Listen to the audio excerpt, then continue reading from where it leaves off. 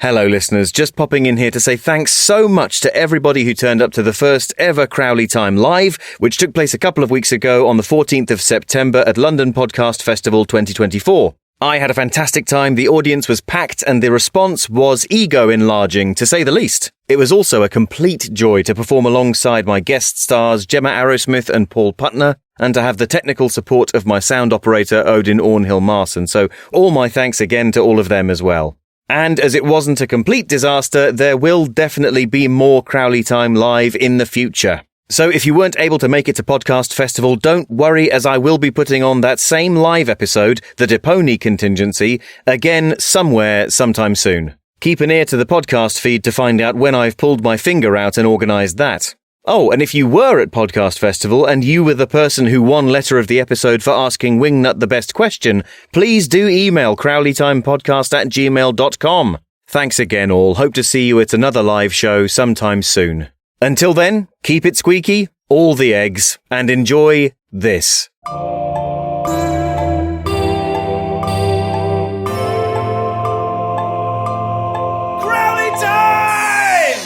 In times of struggle, we must remember those who carve their own path.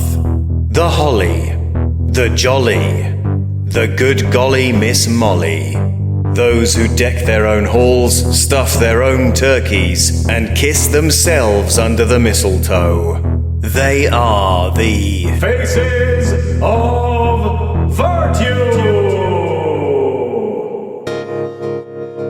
Greetings and welcomes, listeners, to the latest Intero chat in my ongoing mission to search and enjoy the company of true everyday heroes. The community service provided by this episode's guest is one that's hard to argue with, spreading Christmas cheer all year round. That guest is Barnabetta Claus from Yorkshire, and here she comes a jingling down the lane. Many thanks to Jen Sugden for introducing me to Barnabetta.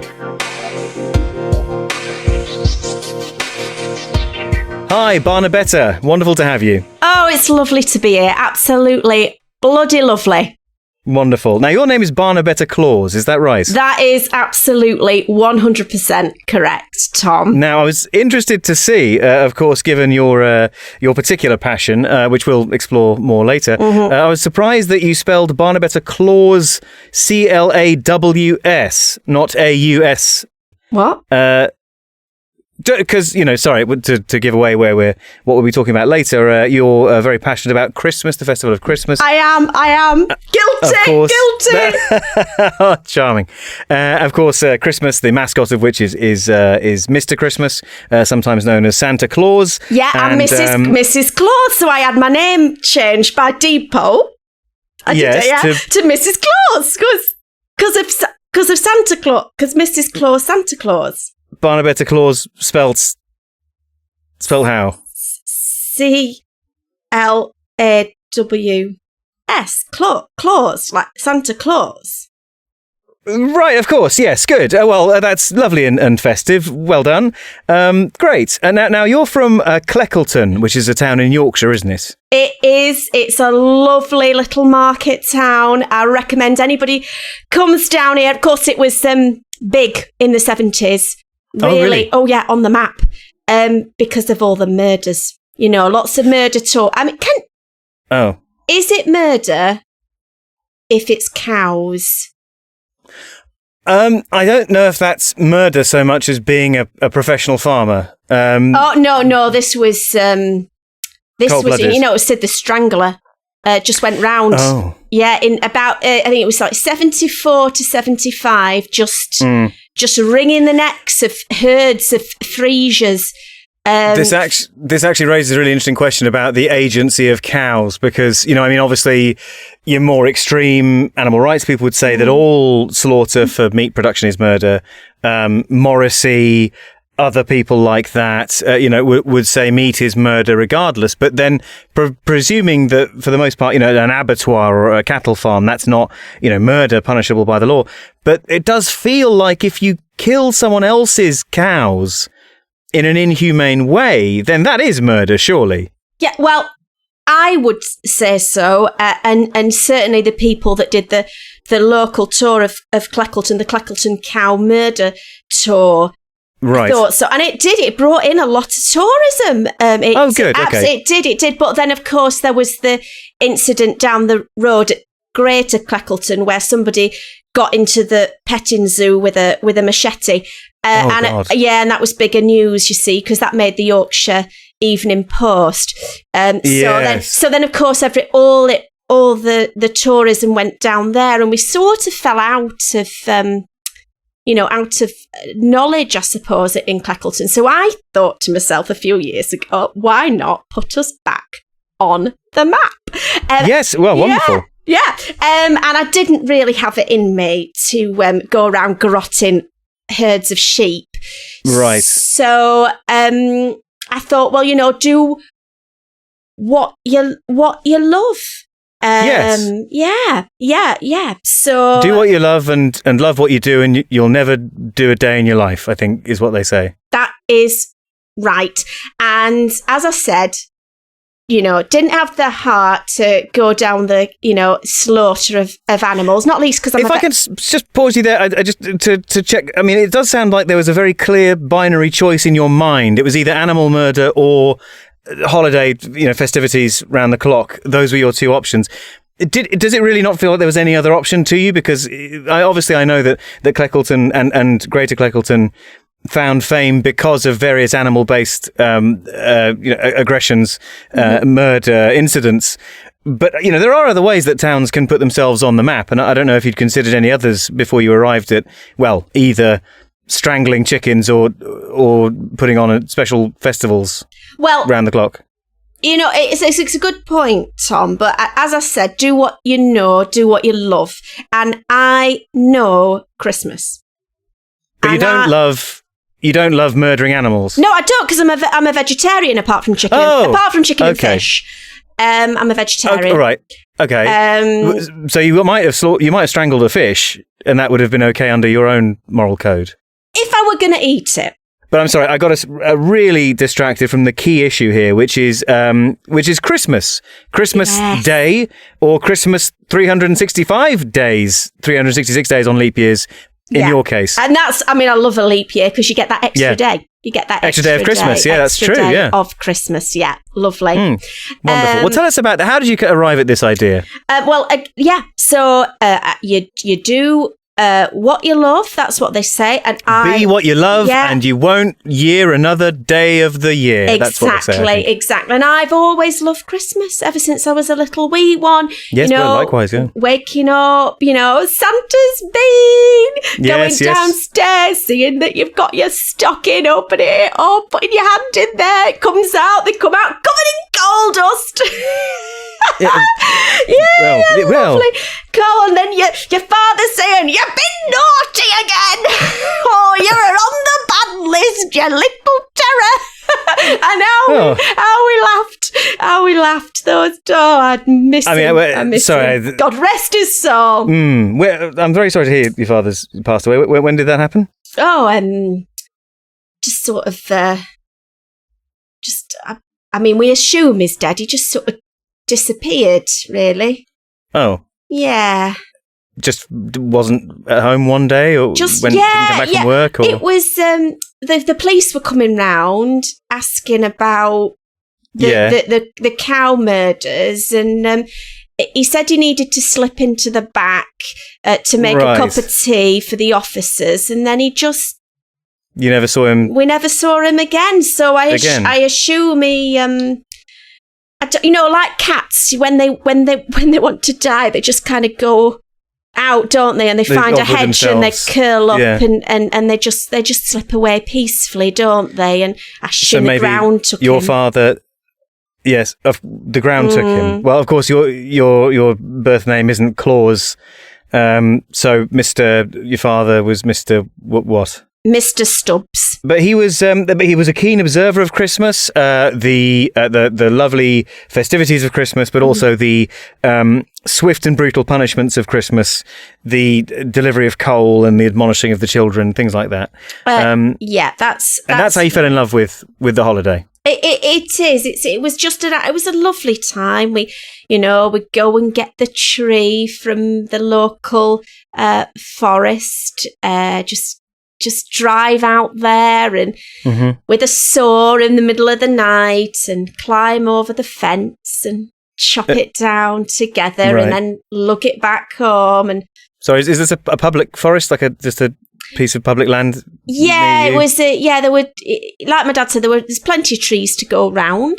And I'm not going to go paying, whatever 10 quid or whatever, on a Christmas tree at the time it was. It was a lot of money back then, Tom. Of course, lots of money. Yes. And, we didn't have much, so we just thought, nobody, trees, they belong to everyone. Yes. Let's, for argument's sake, let's say that's the case. Yes, and so obviously, some people might say, some ethics students of ethics or professors of ethics, theorists, I suppose you'd call them. They might say, well, if it's something someone wouldn't miss, then is it stealing anyway? Exactly. Exactly. And yeah, and it was, it was a little it was a little tradition, and I remember, sometimes, once a year we'd go at the beginning of December, at midnight, and my dad used to say, if anyone comes, if anybody finds us, it's everyone for themselves. Wow. Yeah. Were there any other traditions? Did you have presents under the tree? And we did. Mother always used to knit us something, a tea cozy, a hat, a scarf, that sort of thing. That was always really lovely. And obviously Christmas dinner with all the trimmings. For the years my dad was around, there always was a lovely sort of side of beef as well. That stopped when he passed away. We didn't really have the heart to keep going because that was his favourite. Just a big sort of side of beef, or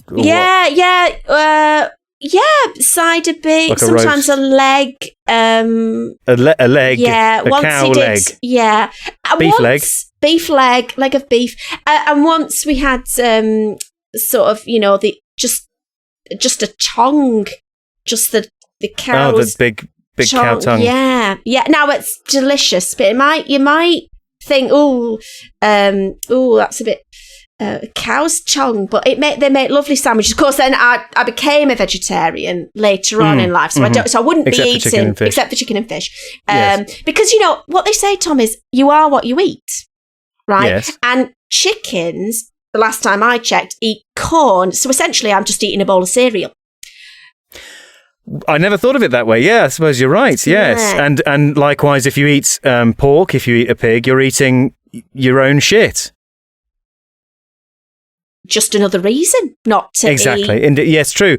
That's a good point. Yeah. And cud. Oh, I'm having my cud burger. It doesn't sound appealing, does it? That's a really interesting point. I suppose, yes, I suppose so. And fish, eat what? Other smaller fish? So if you eat fish, you are eating fish. Or, various vegetables that exist in the sea. Oh. That's that's a good point. Oh, I hadn't thought about. So fish you are. Well, that's right. Yeah, so I'm a vegetarian apart from chicken. Right, okay. Now, I feel like I've stepped on some toes there. Never mind. Well, look, okay, where were we? We were talking about... Tom, I've just remembered. I've got a feet. What's wrong? Well, those men that come round in a van and they knock on your door and they say, do you want to buy some fish? I haven't stolen it. Those guys. No, I don't. I don't know.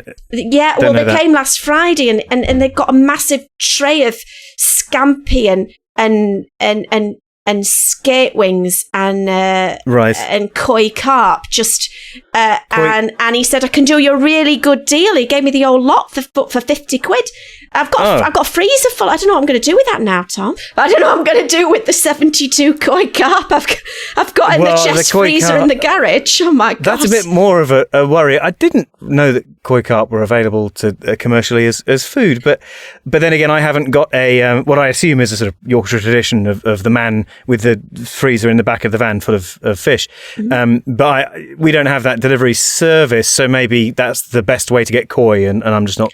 I'm not connected to a koi network in the same way. Well, he was from Grimsby, and as everybody knows, Grimsby is the fish capital of the world.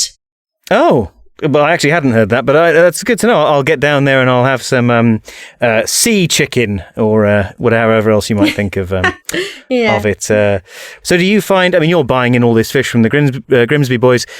Do you find that you're making fish more of a feature of your Christmas dinner every day?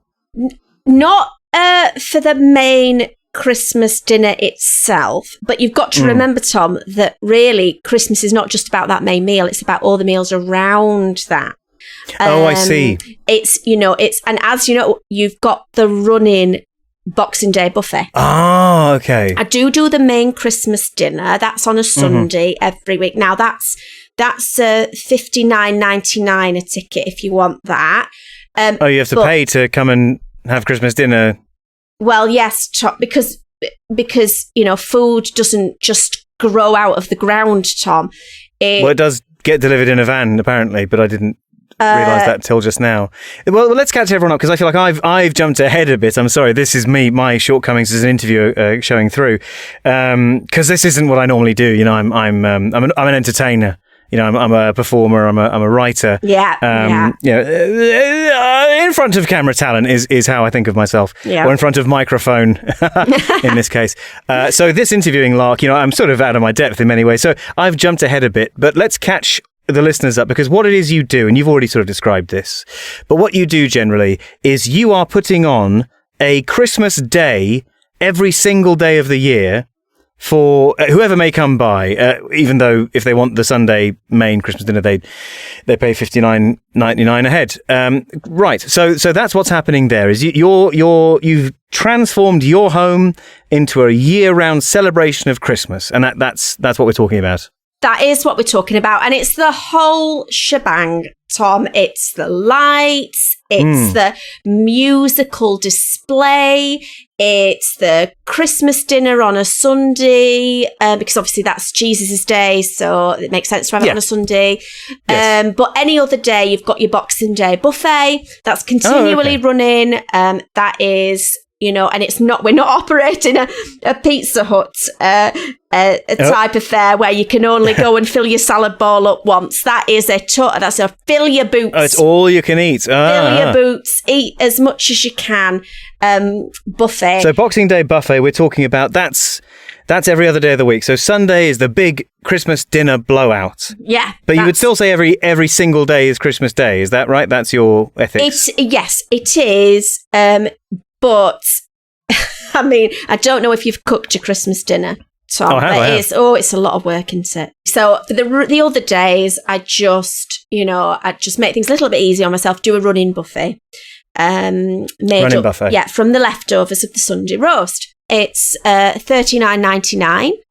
Right, and that's all you can eat. That's all you can eat. And let me tell you can eat $39.99's worth of food. You can. You absolutely can. And actually, I've just been looking up. We've got a good koi carp recipe. So if you come in the next 5 weeks, you can maybe try the koi carp special.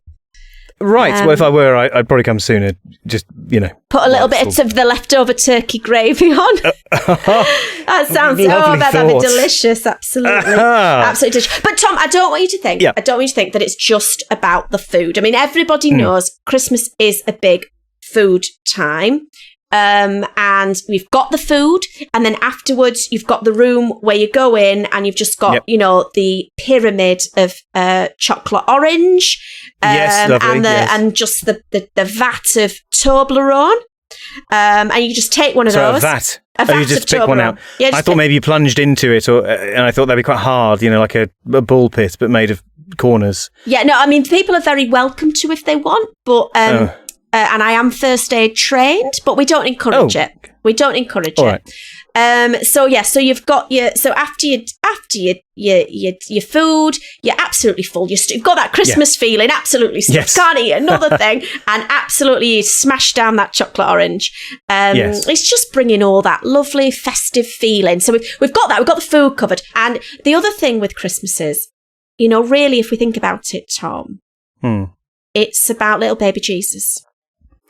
Yeah, well, yes, I suppose originally, yes, it is. Some might say that it has its roots in pagan festivals going further back. Some might say that its meaning has broadened in recent years. But it's about baby Jesus. It's about little baby Jesus. Yes. And I think it was Mr. Scrooge who said he could keep Christmas alive in his heart, and he was the man who possessed the knowledge. And I like to think to myself, I'm a Scrooge. Yeah. Yes. Just keeping that Christmas spirit of baby Jesus burning in my chest, and because I think people forget nowadays, don't they? They forget about little baby Jesus.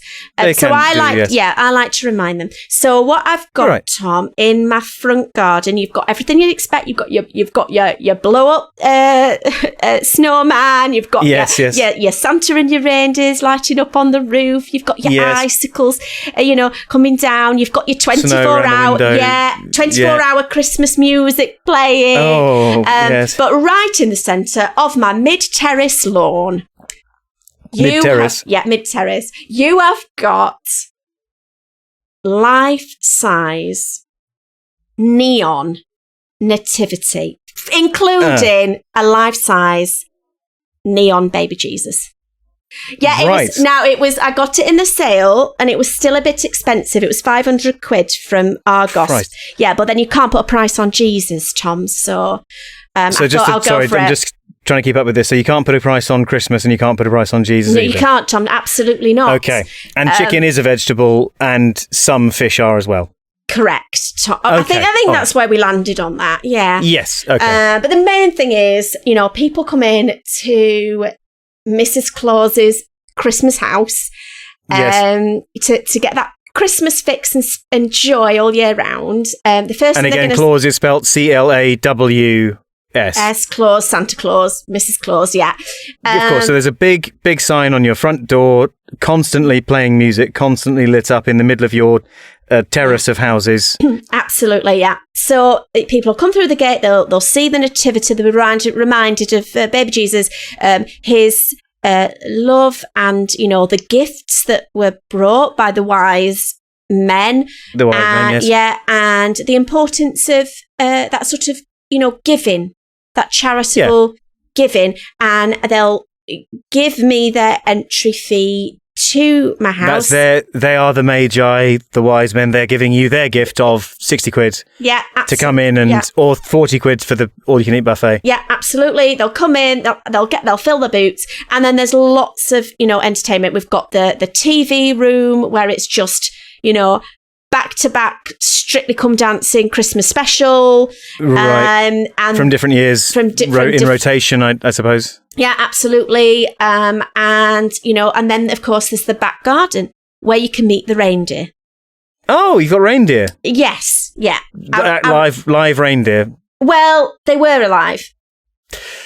Okay, so... Yeah, before the accident. Sorry, so, okay, I was imagining that there was, some stuffed reindeer or something. They are stuffed, Tom. They're stuffed now? Yeah, they're stuffed now. I know But they used to be in the garden alive? Yes, they did. I got them as a job lot. Right. Yeah. Was this the men from Grimsby again coming around? It was actually. Right. They came round. It was just. It was a bit before, and they came round and they said, "Look, we've got a great deal. We've got these live reindeer," and we thought, maybe they'd feel at home here because it's Christmas. And I said, "Yeah, I think you're right. I think they would." And as it would happen, you've got your. There were enough for, Dasher, Dancer, Prancer, Vixen, Comet, Cupid, Donner, Blitzen. They didn't have one for Rudolph, though, but I do have a red setter. And if you just paint his nose red and buy some... Yeah, just buy some little reindeer antlers. People don't really notice because they're quite big dogs. So... Yeah, setters, I suppose so, yes. Yeah. Oh, lovely Fido, God rest his soul. So everything was getting fine. The reindeer were fine. I was assured that the shedding of the fur was just normal, and the sort of the harrowed sadness in their eyes was just what reindeer, That's just what reindeer look like. Very, very solemn creatures generally. Yeah, but I don't mind admitting that mistakes were made. And again, a mid-terrace house, probably not the biggest garden in the world. No offence. So, just for 8 reindeer. Yeah, so it was a sort of essentially I don't like it, a little square. But they fit in there snugly, but they fit. And can I ask you a question? I mean, was there, when they were still with us, they're still with us, of course, but when they were still sentient and alive, was there any square inch of space in your garden that wasn't reindeer? If you counted Fido as a dog and not a reindeer, then yes. Then yes. All right. Okay. Now I'm getting a picture of it now. So they're a bit sad, bit mopey, bit down in the dumps. Bit down in the dumps. But okay, living in the garden. The little kiddies, the kiddies love them. Getting their pictures with them. It was all very lovely. But now I'm sure you're aware, Tom, that it costs a lot of money to run Christmas lights to the degree I have them. Yes, all year round, yes. 24/7. Have you got LEDs? Are they newfangled? There's a mix. Because okay. I built them up over the years. Oh, of course. And the thing is, what I really think is a tragedy now in the arts is PAT testing and the cost of that, Tom. Oh, so you'd have less of that, fewer safety checks and... So I have to say this was a mistake on my part, and it was only because I care about the little kiddies and their parents and their grandparents. Sorry, are you okay? Sorry, I'm just getting a bit emotional because I tried. You seem quite moved. Yeah, I tried to keep my costs down. Of course, yeah, so that people can come and experience Christmas. Yes. 366 days on bleep year. Yep. If they want to. So what happened? I'm assuming this has something to do with the fact that there are no longer 8 live reindeer in your back garden. Yeah. There was a deluge, Tom. There was there was a it was very good because it's Yorkshire, sometimes it gets a bit wet. Mm-hmm. And unfortunately,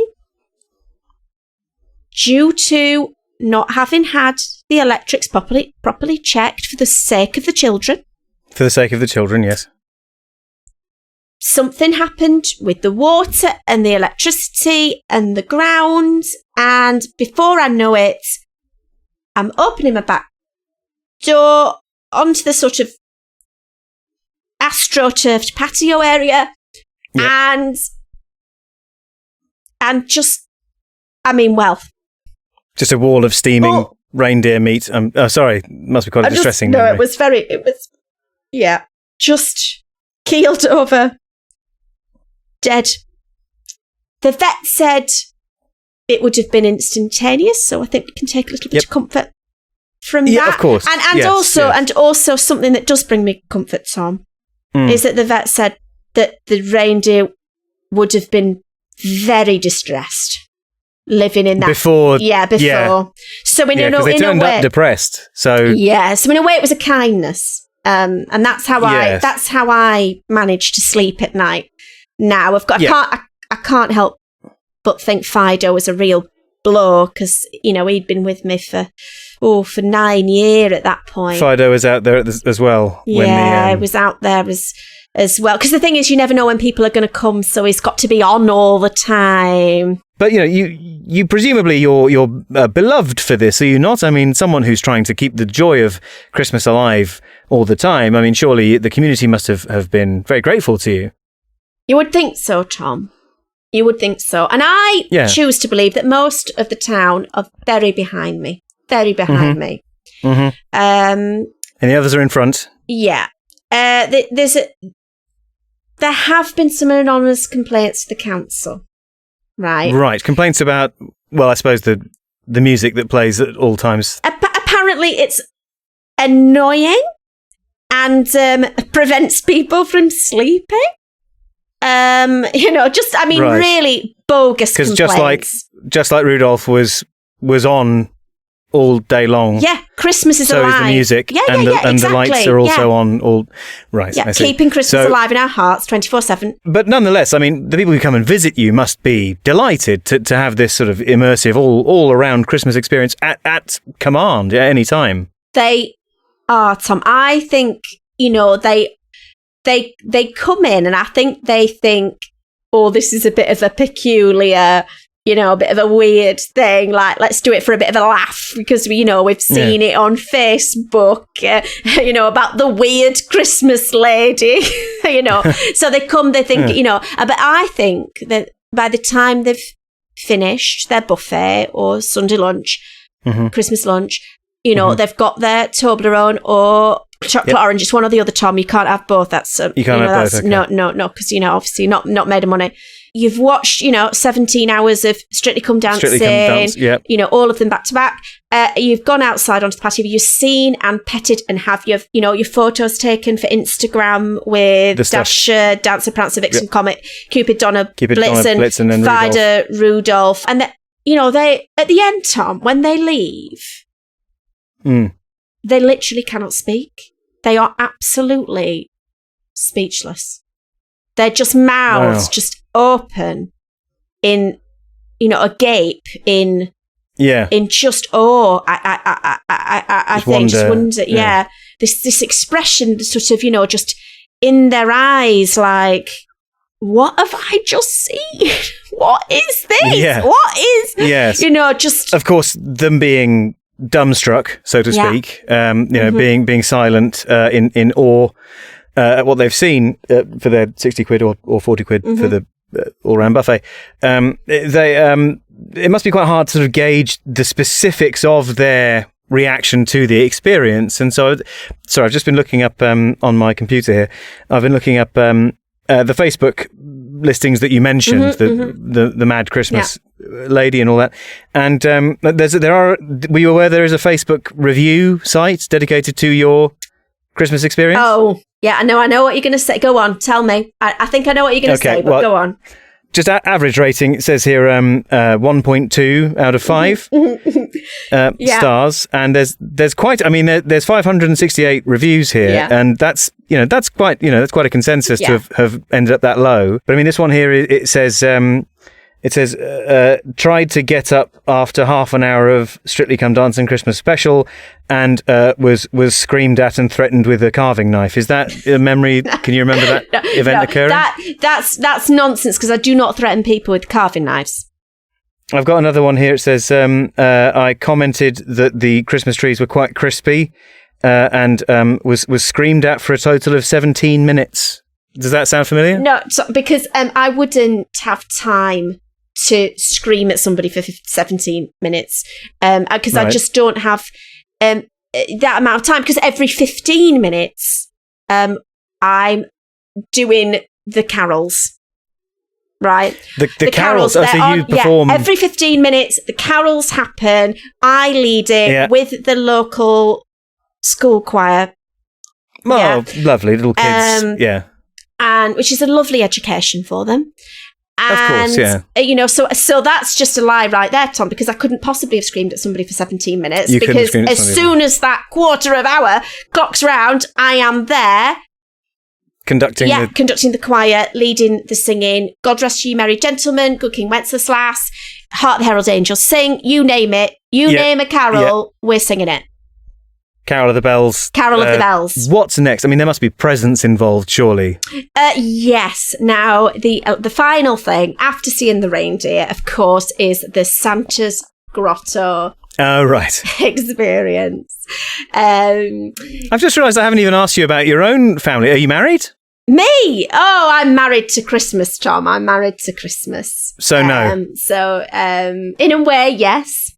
But in a way, also no. Yeah, in any... There's no physical man or woman or person of any description that you're married to, but you are invested in the concept of Christmas.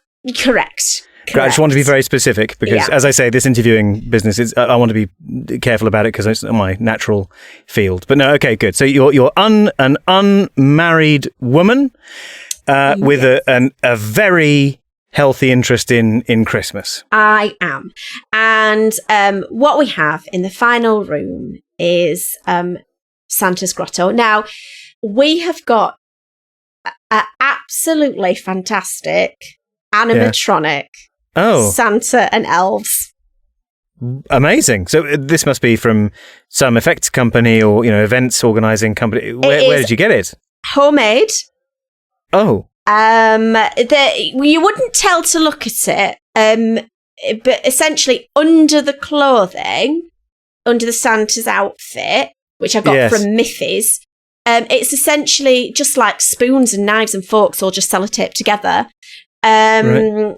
And so sort of knife-based Christmas. Yeah, and just all sellotaped to a washing machine that's just constantly set to spin. And so sort of whirling knife, Mr. Christmas. Setup. And he sort of move around with his spoon hands. I bet I've put gloves on them so it looked like real hands, like human hands. Yes. Yeah, and then is the face also knife and spoon? No, that's a made of wax. Which I carved myself by melting lots of Primark candles. Put a bit of pink, food dye in there. Yeah. Moulded a Santa's head. Put a hat on it. That sits on top, and the kiddies will come in. They'll sit. They'll have a little picture taken with him, and then he moves around. I've done some voice recordings. Could you give us a sample of what sort of you do? Ho, ho, ho! Little children, I'm Santa Claus, and this is my wife, Mrs. Claus. We love Christmas. Here's your gift. And then at that point, I open the washing machine door, and inside is a pre-wrapped gift for the child. Mm-hmm. And we're very much into green, the environment, all of that, Tom. Yeah. So I just go round the local charity shops, pick up a dolly or a car or whatever it is. Yes. And give those away. But the kid, it doesn't matter to them. They open that, and the dolly might have a missing arm. Or a previous kid's, cut all its hair off, or the mechanism, in the car might have, stopped so it doesn't drive around. But, that does explain this Facebook Marketplace review. I have also seen here, it just says, mutant doll in box shite. That's one of the reviews. Yeah, well, that's just, kids are spoilt these days, you see. Oh, I see. So they expect a bit too much. They're lucky to get anything at all because, some people only got coal when they were kids, didn't they? They only got coal. They didn't get anything at all. They just put their hands in the stocking, which was their own sock. Okay. Because you don't deserve a real stocking, Barner better. So you're just using your own sock and you go down, it's just got the collar, then you have to wear that sock during the day, so when you take it off at the end of the day, your feet are all going to be covered in coal dust, and then, you're just shouted at because you need a bath. Well, Barnabetta, this has been a fascinating insight into your own enterprise that you run. It's wonderful, Tom. It just brings me such joy to bring joy to all the people. Yeah. Whoever they are, wherever they're from. I just love it. I would love it. Normally, if I were to witness, the sort of scene I've just witnessed on this video call, I would say, I hope you're not going to be alone tonight to the person in question.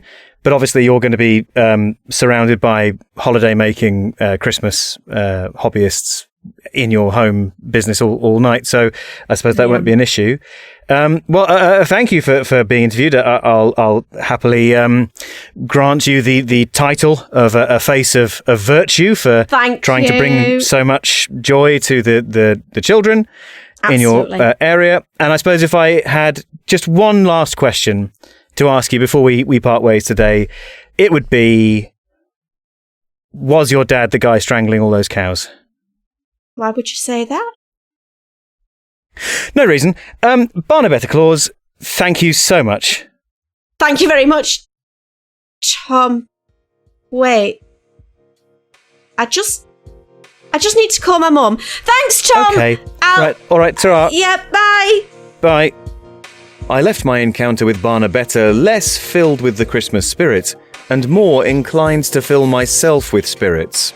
I think Barnabetta's case teaches us that everyone has a different perspective on significant annual landmark traditions, and all those perspectives are valid, but they don't all need a theme park.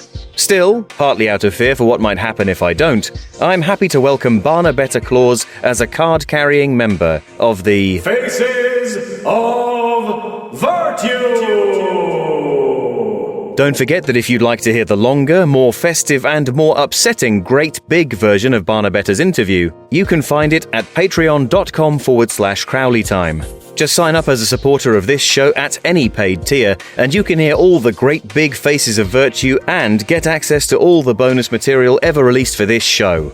Here's just some of what you're missing out on. Tell you what, I'm in that kitchen sweating gonkers. I was very ill as a child. Is it like a seaweed, or is it one of those mythical beasties? Oh, I think I'm about to die. Ooh, maybe I will sign up to get that sweet extended audio. And my thanks to those who have already done so, especially the following people. My executive producers: Aileen Jones, Amanda Waterman, Andy Case, Diggory Laycock, Dr. The Eliminator, George Cantor, Gigi Catherine, James Roberts, Katrina Powers, Kim M, Louise Robb, Matt Luckcuck, Meme, Michaela McNally, Samantha Dye and Peter Shanks, and Tobias Anderson. And the most powerful thanks of all to the show's Supreme Champion producers!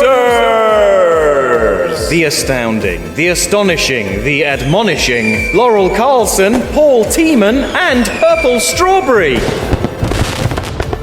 I'm sure that all your faces are deeply virtuous. But then I believe that about anyone who supports this show, whether they do so with money or by passing on the good word to others. Or maybe they've left the show a nice rating or review on Apple, Spotify, or wherever they listen to podcasts. Whatever you do, it's all Crowley, baby.